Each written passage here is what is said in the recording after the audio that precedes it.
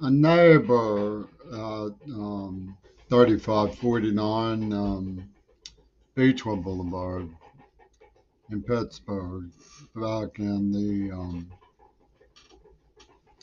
early 80s worked for Mack Trucks, and he took me to um, an occasion on the good ship Lollipop, hosted by Senator John Hines, which was a celebration of sorts, or more than you might say, a party of what they were calling the Notch babies. The reason they were called Notch babies is because they were born on February 29th of a year. And someone had penned legislation that ran out on February 28th, forgetting that there was a leap year. So these people were legally excluded the way Puerto Rico has recently been legally excluded from federal benefits. And this, I think, was part of the wiring system where Senator Hines and the Pennsylvania Bar Association came to a form of Bohemian Grove mysticism about the place of law and ethics in a bewildered society. I know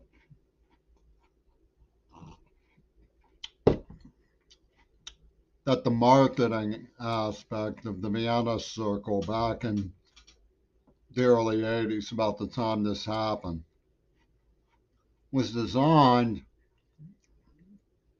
in terms of stage setting, Elizabethan theater, to make it look like they had given me a chance, when in reality, that would have completely defeated the purpose.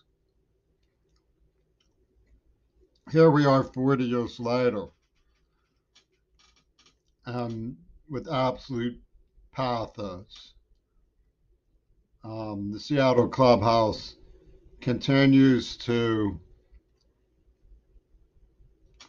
rake the coals of how they got away with terror so widespread that no one dares say anything about it, which their guru Donald Trump characterizes as an adventure.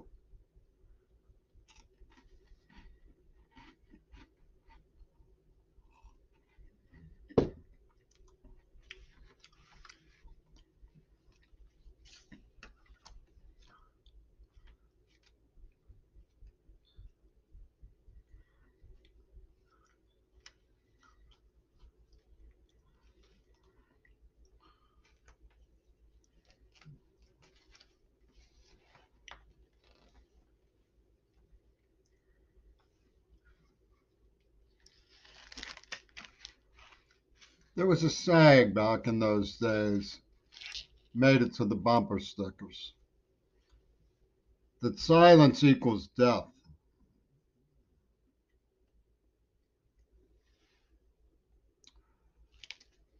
But the truth is, when it comes to this shameless insiders game,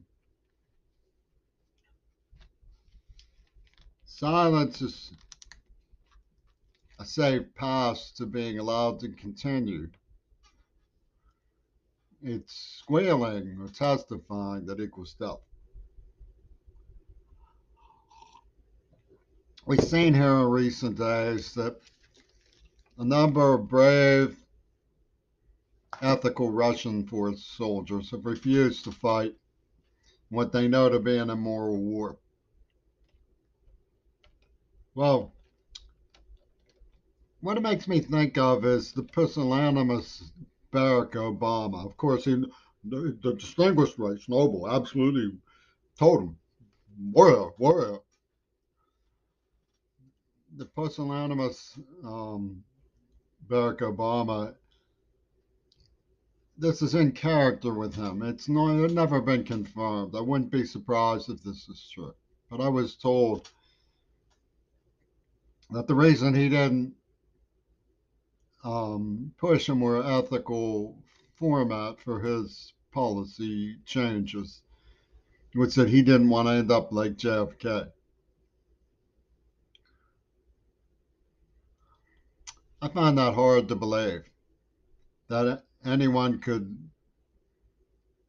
lay claim to the most powerful office in the world, purportedly, who's willing to admit obsequiousness towards secret covens peeping from the paintings in the hallway, so to speak,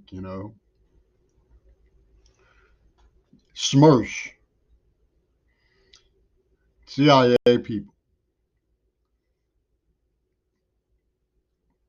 But what we see, I think,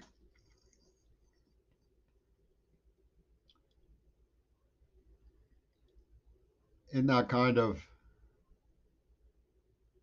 posture of believing that it's your due to take an office that powerful, when you've expressed grounds, anybody rational would recuse themselves.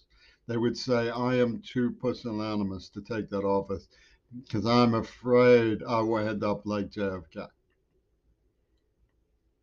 And it validates the idea that a person should be, that squalling equals death, because many people have come to the conclusion that Kennedy's openness is what led to him being used for a armistice between Axis periods. One of the things you see in the Law Society in Washington, who are cahooterating with PA law, of course. I mean, it's all the same insider circus. Is a seesaw dimension to their public face. They're professionals and they know how to get what they want. I had the misfortune of being terribly injured by UW-Medicine, and Seattle Mariners law firms stood up forward to represent them. Oh, they were smiling, they was happy. Oh, they was nice to me. Oh, yes, indeed. I call it the seesaw effect. It's like those Japanese no masks. Because when the case was dismissed without prejudice, she went berserk. I've never seen such a nice person turn into such a hideous gargoyle. Instantaneous reaction in her false face as it fled. Same thing goes on at the clubhouse all the time with the people there. The opposite of the truth is the name of the game with Paul McCartney and the international clubhouse movement, the Teachers Union. They monger up the idea that interrupt, don't pay attention, don't give other people a chance to cover the way they force deaf people to live. Isolated, uninformed about what is going on among our betters because disabled. Like today, there was a 3-hour meeting. Would have been perfectly normal for me to just sit there not knowing anything that was said and nobody deigning to bother to tell me, but me being expected to behave impeccably. Am I doing my best? There was no available translation system, but by luck, I figured out how to use Google Meet on my iPhone, and the translation system went well. And although they were primed and mongered and eager and jumping at chances to make it like hit the buzzer switch, make the claim, I got it, Jeopardy time. The queerbait had interrupted them. I don't think they really have any case to that effect. But they say that I didn't go to the police as a child, so I didn't deserve a chance to begin with. And they gave me one, but I was pushy or something. That's the way they sold their None of the time will ever be given back. None of the money will be ever given back. None of the books that Shulman stole will ever be given back. None of the people who died will ever be given back. None of the public reputation that was destroyed will ever be given back. And nobody will likely ever apologize.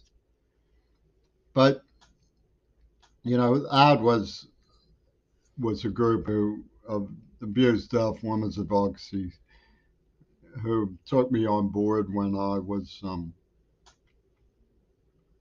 saddened by the attack, the girl who taught me sign language was raped. And they were supposed to give me protection from abuse. And they didn't actually do that. And in fact, they set up some pretty serious negligence charges. Um, in Pittsburgh, my deaf counselor heard what Ad was heard from me too, and my mother, who witnessed some of the Ouspensky circles chronicling an obsession with me, wrote a letter to the administration of newcomers, police, mental health, and so forth, when they were barking mad about me being delusional. I still have that letter. They were forced to accept some of the things they resisted accepting.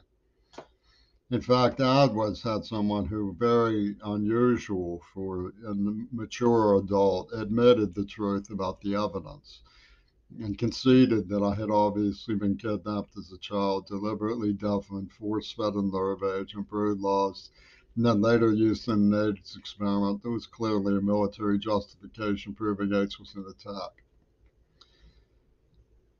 But most of the deaf counselors in Pittsburgh and the police, and of course, the brilliance of UW, preferred the explanation given by the Ouspensky Circle, which was that it was a scared straight program.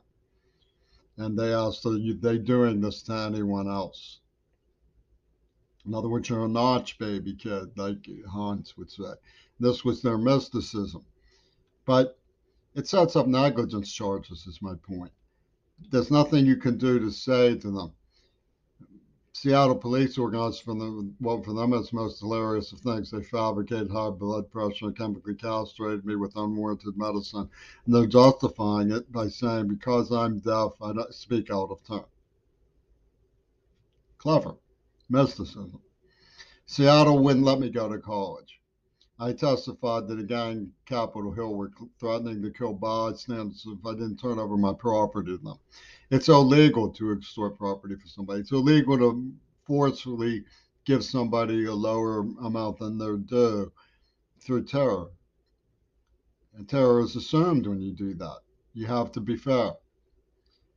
But when they murdered Shannon Harps and started physically abusing me, which was pretty intense scare, I resolved to escape. And after 12 years, I got back to Pittsburgh and went to school. And I made straight A's, made Phi Theta honors, and graduated. And Tacoma told me to come here. One of the Chen family had testified that the scientific examination he gave me supported my statements. And when Donnie Chen was killed, I did agree to come back. The military at Tacoma Community College was clearly mobilizing something very serious and sound mental health after inviting me camping, poisoned me intractably in the mouth. Then this militia took credit even in advance for COVID-19. I always think of Counselor Dobrushin asking me, are they doing this to anyone else? You would think in a normal world you could go into the police department and prove that Meg Nguyen was working with Gail Burstyn on a script, just where in which it's clearly explained that an extermination council is masquerading as a collection service for the victims. And the police will say, Meg Nguyen, you're under arrest, but it doesn't happen. What they say is, go on, get on out of here. You have the right to be silent. When this happened, with almost immediately after COVID, I heard from Courtney Kennedy about what I knew to have been the murder of RFK's granddaughter, her daughter Susie, by the gang who killed Donnie Chen. And we're lighting up International District with a gyration as though it were revenge, when in reality it was a double homicide. But that's very typical of UW. When I furiously responded to Courtney, I also sent the picture in rage to federal building in Tacoma. So they were imperiously also aware that the moment it came, reports came through that an anonymous caller had been conveyed where they could find two more dead Kennedys floating in a lake. They delivered my response, in other words, through the postal unit with two more murders. Cersei was sexually violated in the months leading up to her death in Seattle's underground snuff film conspiracy with Pittsburgh. And the clubhouse echoed the rejoinder of why, because I speak out of turn, because I'm pushy, therefore, etc. And this is the Ouspensky circle. It's how they grok the emoji and they connect things. And you're supposed to be fearful of how they may connect things. You don't. Your silence equals life, son. So all these antics were rationalized for years in cold blood by one of the Ouspensky circle's honored mantras, Yoko Ono, based on terroristic lies spread about me by her and John Schulman, who was finally arrested in an $8 million museum heist. Of course, the people advocating for him were at it again today. Nobody's ever apologized to me. So it's like Lucarelli's favorite story, Sisyphus. You have to imagine him happy. He pushes the rock up the hill and it breaks away, it goes down. And he's one of the notch babies, you know. You can raise and raise and raise, and you'll never get anywhere. You're talking to a, a, a drop of lead. So, you know, you're supposed to feel them. And they call me a scribe. They call it collectibles. You know, and they speak, it's like switchboard of double talk at the club. Oh, collectible realities and abusive talk, you know. So they may be out to be I Claudius, the scribe. So, um, and you know, one of their games, of course, is to try to infuriate, kick the notebooks, try to infuriate by winning unethically. You know, the referee didn't see. Uh-huh. So, you know, they're always going with respect, oh, respect, and all this stuff, but relegate them to what they're due, which is, you know, um, and of course, they conflate the importance of a little thing like that, you know, covering for a terribly deranged crime of lifelong human trafficking. Um, the process of discredit that they use comes from the minds of sadism and cruelty. Jane Thompson, one of them, used to say she loved to pour salt on a slug because it writhed in terrible pain. That's the sort of mind they have. You know, when my father died, she said, "Well, the world will be less complicated now." You know, I was taken to her by his fourth wife, Penny, who had a Gran Torino that was half hers. She was ordered by the court to give him $500. She wrote it, handed it to him, dropped it back, and tore it up. And it wasn't the money. My father was just appalled by the mentality. He couldn't understand why these people would be that way. So what they were doing with me was putting me through an extreme situation, and that's a very important thing to understand. Holocaust simulation. That's not just once. Like when they tortured me as a child, they covered it in the rubrics of Holocaust sentiment. You know, the Jewish people were watching me. You will be honored as a pallbearer someday. You know, and they made this little birdie for handwriting analysis. You know, REM switch in the psyche. We're gonna wire you up to an ultra high radio that tells the truth. We're gonna suck and see if you really wanted to smoke marijuana, which makes you justifiably a notch baby because that was illegal in the state of Pennsylvania. and so on and so forth. And this weird Japanese exactitude that you get from Smersh and from the Kremlin, which is what New York City really is. The New York Times really is the Kremlin now. The Ouspensky Circle, in other words, people like Robert Fripp, who created an extermination control tower masquerading as a victim council, is that they said, I don't know what you decide in the end. We sure nearly killed you to make you decide, but you swallowed.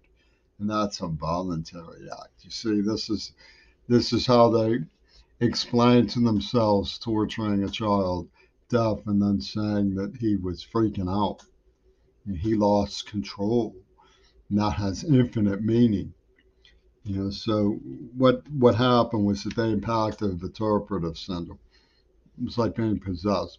Then they used the name Burston to show that they were synthesizing demonic possession.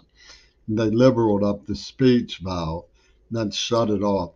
And as the fascism got worse, the free speech movement was supposed to get better by being nicer about it.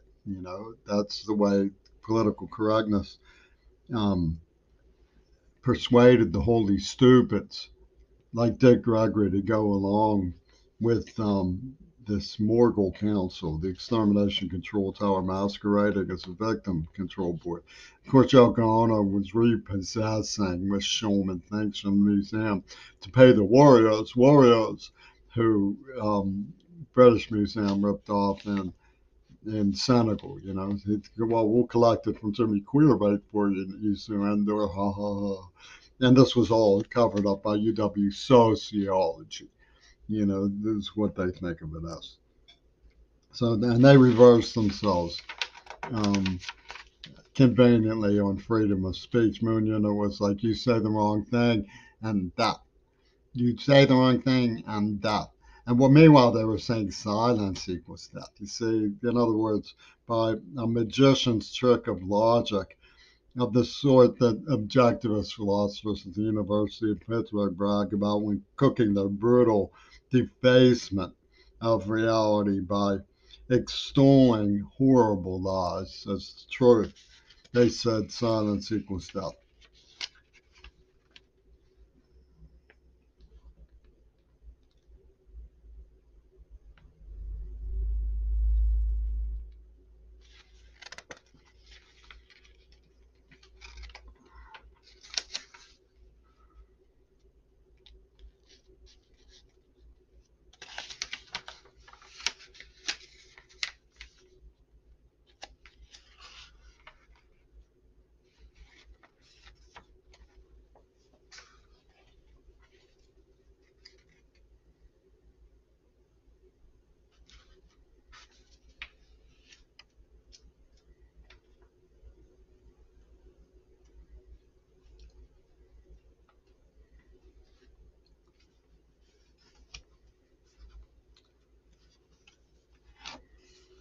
When I was up on Mount Desert Island, there was a little bit of you tell us everything going around. And the Glasnost crowd who saw was talking to me so they could use my poetry for Operation Medicine Man. They were calling blowing up the Jackson Labs and so on. Changed collaborationists to collaborationists. Ooh. So, and Gorbachev, of course, had the stigmata of the times. When they Zappe Yeltsin, he said the CIA did it. Jump down, hold pee. So the tabloids of the era was the ecology that Gorbachev swam in.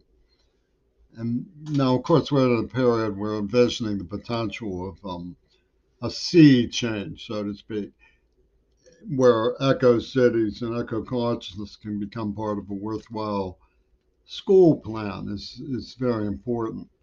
But what we have also going on is the strange, mysterious Ouspensky crowd has found a hidden asset to juice up the argument of dialectics about is Putin the good guy or is he the bad guy. They had 15,000 deaths by bombing in Donbass, which was very likely the Nazi crowd that Putin says it was.